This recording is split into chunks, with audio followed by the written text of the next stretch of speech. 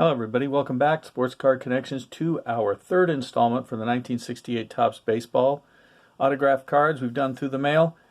And we'll start off with one that literally just came back. Dick Lines of the Senators just got this one. He's on a couple of cards, so he's still signing. Always having a focusing issue. There we go. He's in 67 and 68 Topps, so just got Dick Lines. Literally, 4 days ago. Next, Indians third baseman Max Alvis from Texas. He was an all-star. Darryl Brandon of the Red Sox, nicknamed Bucky. One of the 7 Series high numbers, Danny Coombs. Astros. This one might be hard to see a little bit. Johnny Edwards, the all-star catcher, his only year with the Cardinals, coming over from the Reds after the year he went to the Astros for the rest of his career.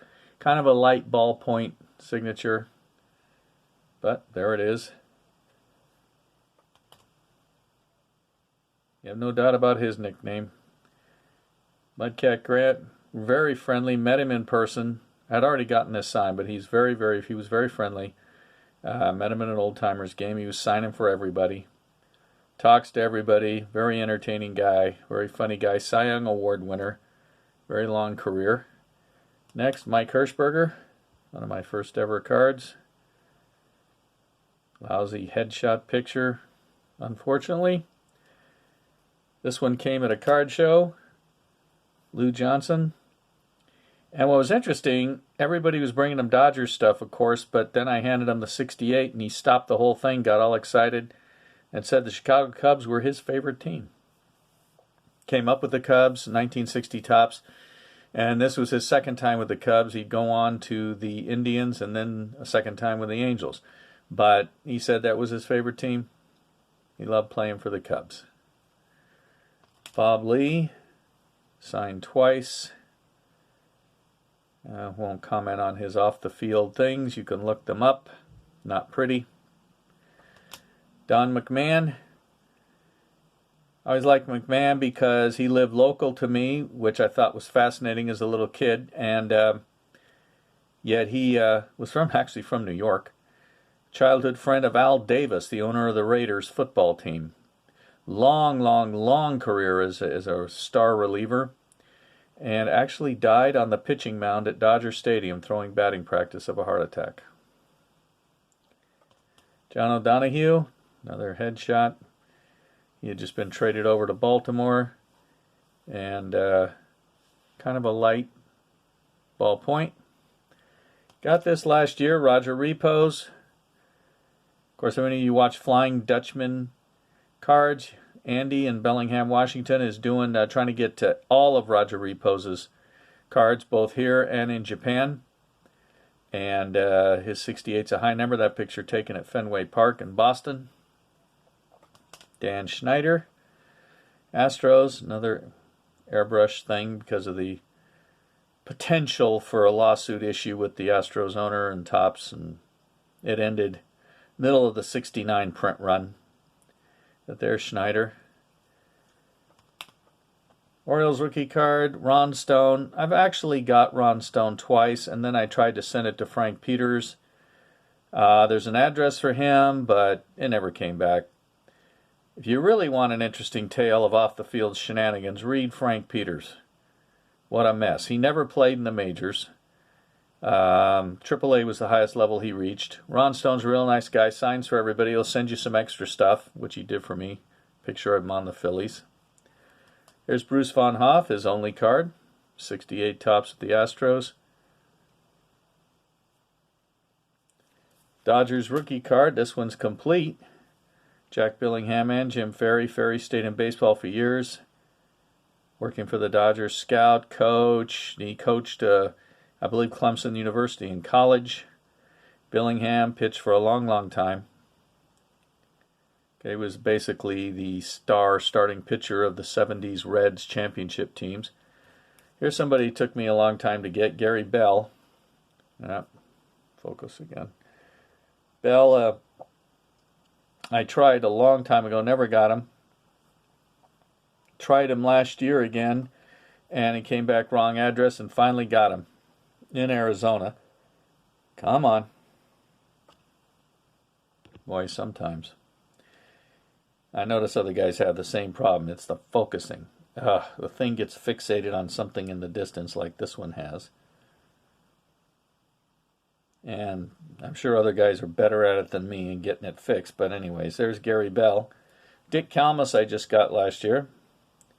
He's on 2 cards 4 years apart. 64 with the Dodgers, 68 with the Cubs. That picture is still with the Dodgers, using an old picture. Willie Davis, a rather strange person, but he really would sign for the fans all the time. And this came right back when I sent it to him. He also I saw him into an Old Timers game once, and he actually jumped up on the top of the dugout and was signing for everybody. Off the field, he had some strange things going on.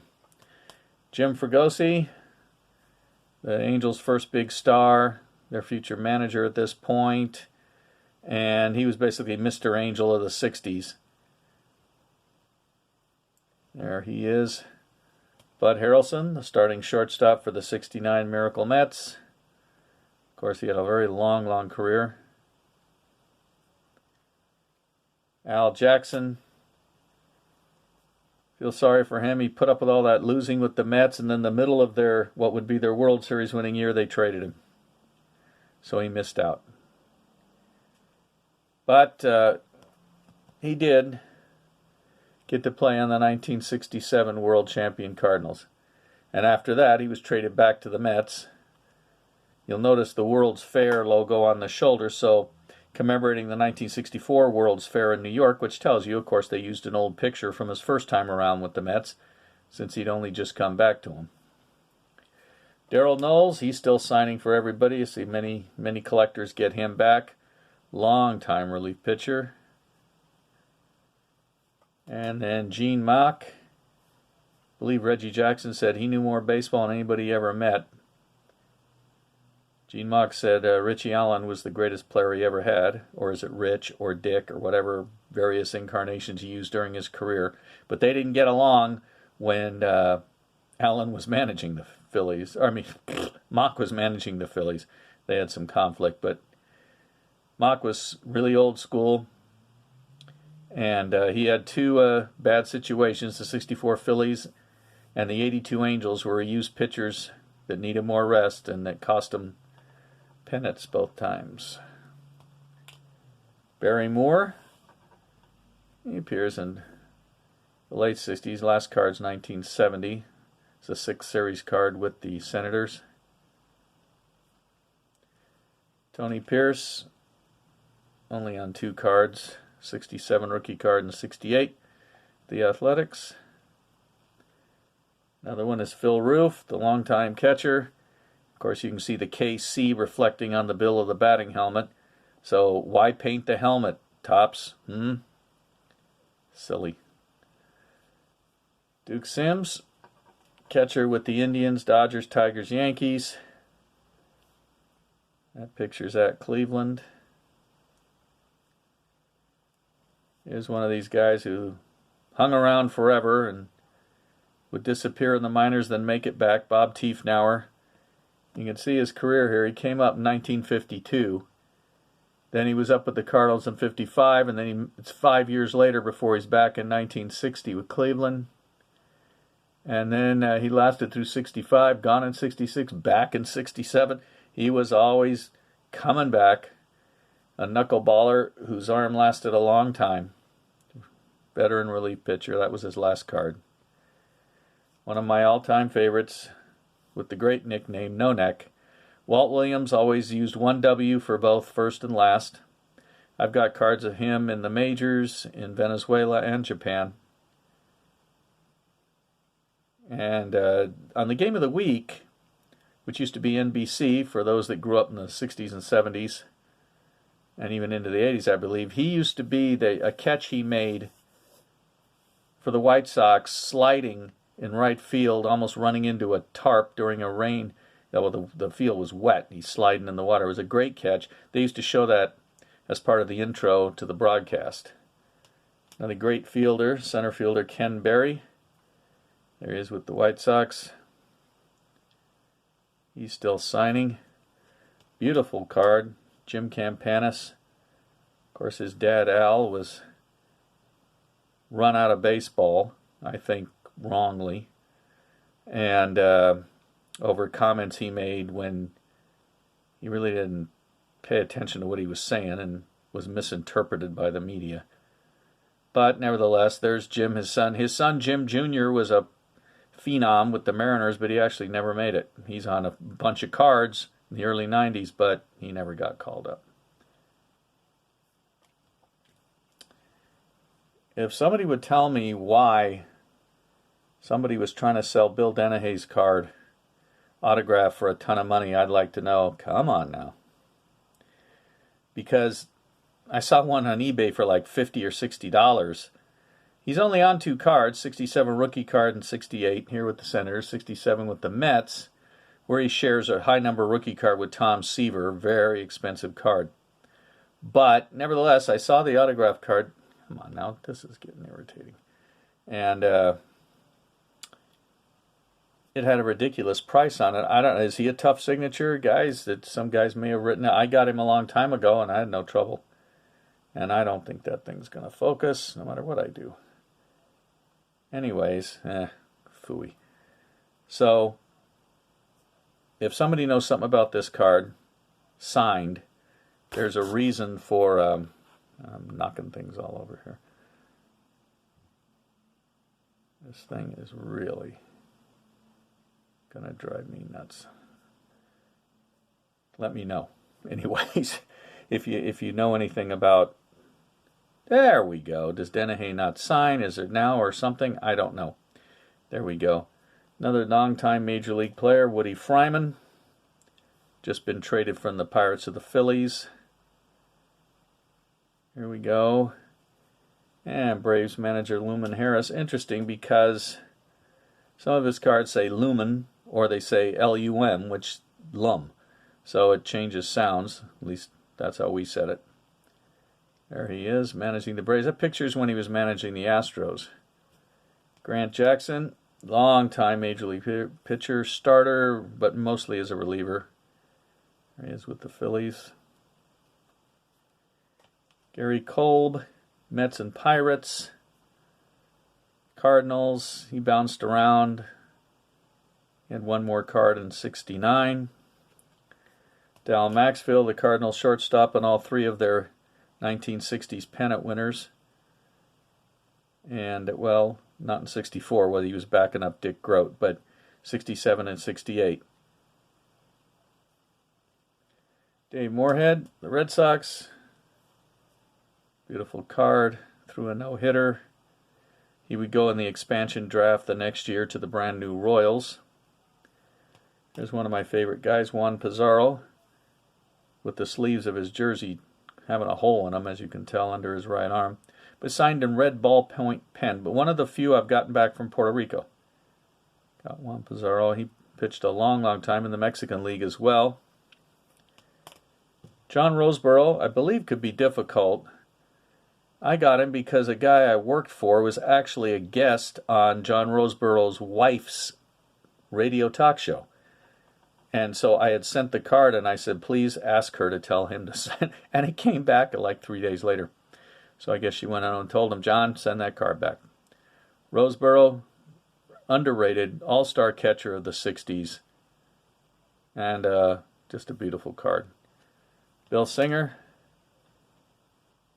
20-game winner, threw a no-hitter, back problems, cut his career short in 1977.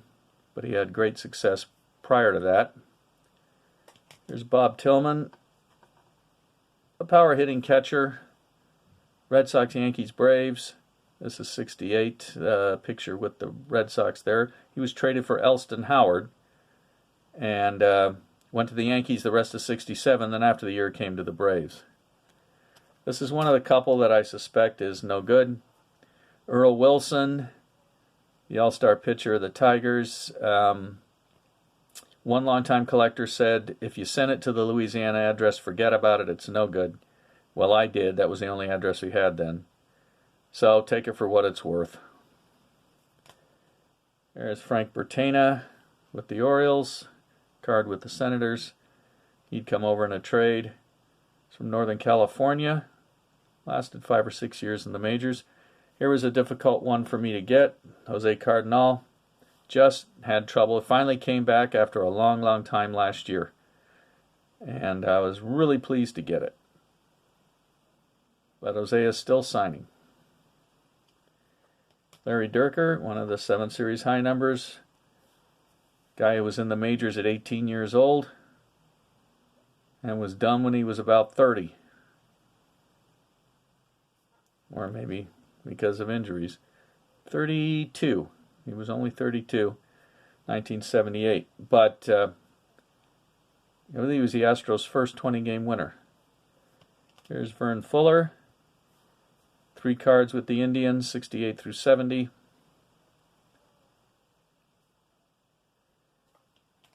Jim Hart, great card. He signed to Jim Ray. Some of his stuff says Jim Ray, some just says Jim. Sometimes he's listed third baseman, sometimes outfield. This lists him as both. And his last card's in 74 as a designated hitter with the Yankees. Longtime All-Star pitcher Larry Jackson. I just lost the focus again. I can't believe that. Here he is in his last year with the Phillies. Now, he had just as a typical year for him, which was, as you can tell, throw, a bunch of innings and win 13 to 15, 16 games right in there. He did that in 68 for the Phillies, but because he was a longtime veteran, they did not protect him, and Montreal selected him for the expansion draft. He didn't want to play for an expansion team, so he retired. So this became his last year. Andy Cosco took a little while to blossom, but finally really caught on with the Dodgers in 1969. Could hit for power, could play some first or outfield. This is with the Yankees, picture with the Twins, whom he came up with. Here's Lee Mays. It just went out of focus again. Dagnabbit. Lee May, there's 2 Lee Mays in baseball at the time. Is it E or no E? This is the one with the E. And Lee May was actually a rhythm and blues singer, where he was known in the music business as Arthur Lee May. Note the little cartoon at the bottom. A lot of his cards mention this. What does Lee do in the off-season? He's a pop singer. And he had quite a deep voice. But he was also a very good hitter. So here he is coming to Cleveland. Actually, he'd come to Cleveland the year before, but that picture's with the Astros. So Lee May signed that for me. I got him back in just a few days at the time. Of course, this is years ago. Here's a guy who's still signing for everybody. The great Manny Mota. I also have an 81 Donruss with the Dodgers. Here he is in 68 with the Pirates. Boog Powell, he and Frank Howard were the biggest guys in baseball then, just huge. He could hit the ball a mile. 1969 American League Most Valuable Player. One of his Orioles teammates, Vic Rosnovsky, catcher from Fresno, California. He owned a construction company after baseball. Tommy Sisk, Pirates starting pitcher, would finish up with the Padres, or else at least he went to the Padres. Not sure he finished with them. 1970 would be his last year. Here he is when he was a starter for the Pirates. Bobby Tolan could be tough. He could be tough. I actually got him when he was playing in the senior league in Florida. Because I'd read about a collector when Tolan was coaching, sitting in a hotel lobby talking with him for a half an hour and asking him to sign one card, and he said, nope, should have got me when I was playing. So when he was in the senior league, I said, okay, he's playing. And he sent it right back. I was really happy with that. Rick Wise, great starting pitcher. Traded for Steve Carlton. Of course, the Cardinals thought they were getting the better part of it, but it ended up being a Rick Wise. Nothing against Wise, but Carlton's a Hall of Famer. And they were traded straight up for each other after 1971, Cardinals and Phillies. Here's Hank Bauer when he's managing the Orioles. Great Yankees player of the 50s. World War II U.S. Marine. Wally Bunker, here with the Orioles. He would go to the Royals the next year. Injuries kind of cut it short for him, like so many pitchers. Ted Davidson with the Reds. This was his last year. He would actually get traded to the Braves mid-season. And we got a beautiful card, Joe Foy. The colors on this one are great. Foy, the third baseman, Red Sox. His career just petered out. He didn't last very long at all, 66 to 71. But he was the starting third baseman for the 67 pennant-winning Red Sox. He would go to the Royals, the Mets, the Senators, and then be out of baseball. Jim Harden, Orioles starting pitcher. They seemed like they were always developing pitchers at the time in the late 60s, and they said they basically borrowed their system that built the franchise from the early 60s to the late 70s and all the success they had, borrowing the model of how the Dodgers did it and how they had built up their success through the 50s and 60s based on a strong farm system and drafting young players out of college and signing them out of high school, instead of making a lot of trades. And, of course, free agency didn't come in until the mid-70s. So Harden was one of them, with Wally Bunker, who we just saw, Jim Palmer, Dave McNally. Bill Dillman was another one, though he didn't last very long. Eddie Watt, the relief pitcher. They developed all these pitchers, and they ended up winning 4 pennants and 2 World Series. This guy is a great trivia question, as people say, okay, who led the 1967 World Series winning Cardinals in wins? And if you could see him, it's Dick Hughes. It is not Bob Gibson. It is not Steve Carlton. They're 2 Hall of Famers. It is Dick Hughes. And remember, Gibson got hurt mid-season 67. Dick Hughes, whose career would end with injuries the next year in 69, was 16-6. And he actually led the team. He also had 12 complete games, 3 shutouts, as you can see in the bio. But he got hurt. So he only lasted really 3 years. Fred Klages on a couple of cards. This is the last one for the White Sox. Took a long while to get him. Here's the 1967 American League Cy Young Award winner, Jim Lomborg, who then got hurt in a skiing accident. And though he played up through the late 70s, he never was a 20-game winner again. Later became a dentist and still signs regularly through the mail. This one's a weird one, Joe Moeller, because he never played for the Astros. He's on the Dodgers his whole career. He'd be on the Dodgers this year and the Dodgers through 71. What had happened was there had been a deal, but he was returned to the Dodgers. In the meantime, Topps had gone to press, and there it is. Headshot with the Dodgers, but the cards with the Astros. Joe Moeller's a regular signer, and a very good signer, as is the next player, all-star pitcher Gary Peters.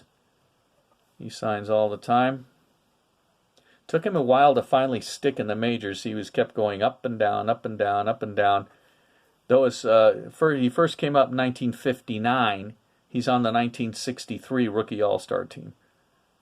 So just took him a while to finally stick in the White Sox rotation. Cookie Rojas, veteran jack of all trades, mostly second base, could play third, outfield, could play first, could even catch if needed. Would go to the Cardinals and then the Royals through the mid-70s. Chris Short is one of those guys who's not on a Topps card until 1967. But, as you can see, he came up with the Phillies in 1959 and was one of their regular starting pitchers. So he's one of these guys who didn't sign with Topps until later. I've never heard the story as to why. But then he's in the 67 to 72 sets. Ron Taylor, the Canadian relief pitcher with a number of teams, mostly known with the 69 world champion Mets, later became a foot doctor. Dave Wickersham, real nice guy. This is his 1 year with the Pirates, having come over from Detroit. Lost the chance at 20 wins. As you can see, 1964 with the Tigers, he won 19. He was winning his 20th game and got thrown out of the game by accident, as the umpire admitted later. He thought Wickersham had said something during a statement about, or an argument about a call at first base, but it wasn't him. But he threw Wickersham out and he didn't qualify for the win. So he ended up with 19. Glenn Beckert, Cubs All-Star second baseman. Hall of Famer and U.S. Senator Jim Bunning. Won 100 games in each league. Struck out 1,000 batters in each league. Threw a no-hitter in each league, including a perfect game for the Phillies. One of the few guys to ever do that. Here he is coming over to the Pirates from the Phillies for Woody Fryman, who we just saw earlier. Indians rookie star. Here's Bill Davis, and poor Bill Davis. He deserved better than this. All 5 of his Topps cards are multiplayer rookie cards. They never gave him his own regular card. Come on. Jose Vidal was very difficult. I have seen one of these cards autographed by Vidal, but he's gone now a couple of years ago, and he lived in the Dominican. He's only on 3 cards, 2 rookie cards and a 69. So he was difficult. Bill Davis still signs, but never got his own card. Here's Tito Francona, and it just went out on me again. Of course, his son Terry manages Cleveland. And Tito was a long-time outfielder, first baseman, pinch hitter, and just a professional hitter kind of guy. There he is with the Braves. Indians starting pitcher Steve Hargan. Picture taken at Yankee Stadium. Here's one I only got recently, Bob Humphreys. A lot of Senators I've gotten recently. Humphreys was difficult early on. Ron Klein. Been a starter earlier, reinvented himself as a relief pitcher in the mid-60s. See, when he went to the Senators, he suddenly was a star relief pitcher. Here he is late with the Pirates. Picture with the Twins. J.C. Martin, White Sox and Mets, Cubs. He's a very good signer. Yeah, there we go. I think that's better. That was a long name to have to sign, Bill Monbouquet. But I've never seen him cut it short. Any signature I've seen of him, he's got the whole thing on there. He threw a no-hitter once when he was on the Red Sox. Here he is in the Yankees, and turned out to be his last year. All-star shortstop Rico Petrocelli with the Red Sox. Reliever Jim Rowland, Twins. Also would play with Oakland. There's Norm Seaburn on a high number. Yankees phenom of the mid-50s. Here he is at the end of his career. Tony Taylor, play any position, always reliable. Extremely popular player in Philadelphia. Hall of Fame manager Dick Williams, of course a longtime player as well, but his Hall of Fame resume is due to his managerial career. Won pennants in both leagues. Managed 2 world champions with the Athletics, 72 and 73. Orioles All-Star shortstop Mark Belanger, great glove. Weak hitter, but not always. I mean, he had weird years where he would hit like 280 something. Not on here. Later on. He hadn't yet, but he would. John Buzzhart kind of signed on the side and smeared it. That's a picture with the White Sox. Here's Ron Davis, Astros. He's got 3 cards. They're all headshots. Boo, Topps. Herman Franks, Giants manager, with these classic shades he's wearing here. California beach shades. They really are something. He kept signing up through the 80s, into the 90s, I believe. But here he is managing the Giants. Tommy Harper had a bad year with Cleveland, so they let him go. Taken by the Seattle Pilots, he became an all-star. His career really took back off, and the team moved to Milwaukee, and he played up through the mid-70s. Ron Hunt used to be the all-time Major League leader in being hit by pitch. wearing those powder blue Dodger uniform of 1967. Bobby Knopp. Yes, as a kid we thought it was Noop till we saw it and heard it pronounced. Bobby Knopp, the Angels' second baseman. Great, great fielder. And we'll close it out for this round with Marty Martinez, utility man's utility man. Here he is with the Braves. Real name's Orlando. As you see, even signed Marty. But he had a weird deal where he actually came up and played a whole year in the majors, 1962 with the Twins, never got on a card, and he's not back for 5 years till the Braves called him up in 67. He became a minor league manager and coach later on. So that'll be it for this edition. We should have, hopefully I can get it done next time. And we'll also be talking about the giveaway we're going to do. So thanks a lot for watching, and I'll see you next time. Bye.